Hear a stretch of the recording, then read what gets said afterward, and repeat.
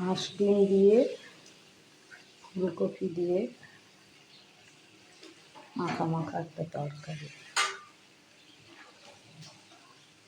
হাঁস ডিম দিয়ে ফুলকপি দিয়ে মাখা মাখা তরকারি খুব সুন্দর লাগে খেতে, রুটি দিয়ে ভাত দিয়ে যে কোনো দিয়ে। এটা হচ্ছে হাঁসের ডিম। হাঁসের ডিম দিয়ে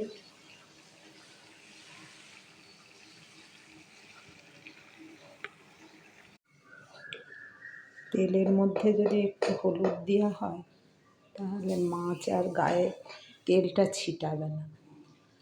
তাই আমি চিংড়ি মাছ ভাজছি, লাউ দিয়ে চিংড়ি মাছ করব। এই চিংড়ি মাছগুলো আগে ভেজে নিচ্ছি, তারপরে লাউ দিয়ে এটা